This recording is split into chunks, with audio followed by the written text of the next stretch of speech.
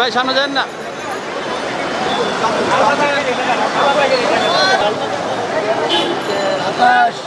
ভাই সামনে যান না।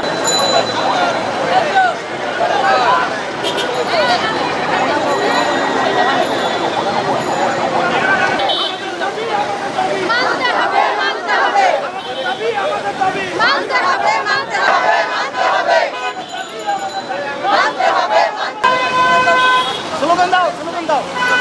লেগেছে রক্তে আগুন লেগেছে, আমাদের দাবি লেগেছে রে লেগেছে, রক্তে আগুন লেগেছে, রক্তে আগুন লেগেছে, লেগেছে রে লেগেছে।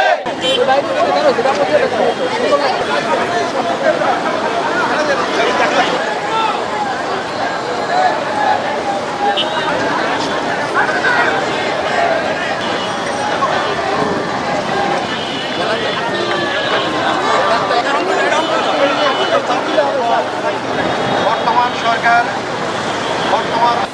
উপদেষ্টা মহোদয়ের সাথে দেখা করবো এবং আমরা আমাদের দাবি আদায় করব এই সময়। এবং আমরা মনে করি আমাদের দাবি আদায় হলে আমাদের সর্বস্তরের কর্মকর্তা যারা কর্মচারী যারা আছে তাদের মধ্যে কর্মস্পৃহা বৃদ্ধি পাবে, আমাদের বেতারে গতি সঞ্চারিত হবে, কাজের গতি, এবং সেভাবে আমরা দেশ এবং জনগণের সেবা আমরা নিয়োজিত হতে পারবো এবং আমরা আরও আত্মবিশ্বাসী হব। আমরা চাই দেশ থেকে বঞ্চনা চলে যাক, দেশ বঞ্চনা মুক্ত হোক এবং আমরা সবাই একসাথে বসে দেশ গঠনের কাজে আমরা আত্মনিয়োগ করি। ধন্যবাদ। আপনাদের দাবিটা কি একটু বলেন। আমাদের বেশ কিছু দাবি রয়েছে। তার প্রথম দাবি হলো আমাদের এখানে আপনারা জানেন বাংলাদেশ বেতারের একটি বড় ধরনের অংশ বিশেষ কর্মকর্তা, এখানে বিশেষ তথ্য ক্যাডারের কর্মকর্তারা এখানে আছেন। এখানে কোনোভাবে আমাদের ব্যাচ ভিত্তিক প্রমোশন হয় না। আমাদের বিশেষ করে মধ্যম পর্যায়ের কর্মকর্তাদের কোনো প্রমোশনের সুযোগই নাই। একজন কর্মকর্তা তারা নিয়োগ প্রাপ্ত হওয়ার পর অনেকে 10 বছর 15 বছর এমনকি অনেকে 16-17 বছর পর্যন্ত একটা প্রমোশন নিয়েছেন বা পান নাই। এই অবস্থাতে আমাদের কাজের যে গতি সে সঞ্চারিত হচ্ছে না, আমরা কাজ করতে পারছি না। অথচ আমরা চাচ্ছি বাংলাদেশ বেতার, আপনারা জানেন 1971 সালে বাংলাদেশ বেতারের ভূমিকা কী ছিল, স্বাধীন বাংলা বেতার কেন্দ্রের ভূমিকা কী ছিল, এবং প্রাকৃতিক দুর্যোগে বাংলাদেশ বেতারে একমাত্র প্রতিষ্ঠা যে পরিণত হয় তার প্রমাণ ছিল সিনিয়রের সময়, যখন সারা বাংলাদেশ সমস্ত মিডিয়া বাংলাদেশ থেকে আউট হয়ে গিয়েছিল।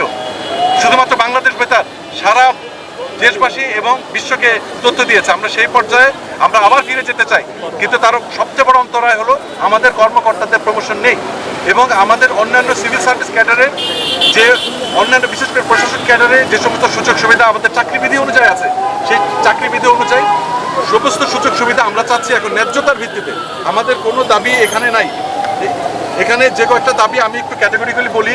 বাংলাদেশ বেতারের কর্মকর্তাদের পদোন্নতি বঞ্চনার অবসান করা, ব্যাচ ভিত্তিক পদোন্নতি সহ উপসচিব পদের ন্যায্যতার ভিত্তিতে পদোন্নতি নিশ্চিত করা, একীভূত বিসিএস তথ্য ক্যাডার বাস্তবায়ন করা, বাংলাদেশ বেতার হতে নিজস্ব মহাপরিচালক নিয়োগ করা, নন ক্যাডার কর্মচারীদের জন্য প্রস্তাবিত নিয়োগ বিধি বাতিলপূর্বক পুনঃসংশোধন করা এবং বাংলাদেশ বেতারের নিজস্ব শিল্পীদের পদ স্থায়ীকরণ ও পদোন্নতির ব্যবস্থা গ্রহণ। আমি মনে করি এবং আমরা এখানে যারা উপস্থিত হয়েছি, এই পরিস্থিতি যদি আমরা এই দাবিগুলো আমাদের পূরণ হয়, আমরা বেতারকে আরও 21 শতকের জন্য যে উপযোগী একটি অডিও ভিজুয়াল মিডিয়া হিসেবে আমরা দাঁড় করাতে পারবো এবং আমরা জনগণের সেবায় সম্মিলিতভাবে আত্মনিয়োগ করতে পারবো।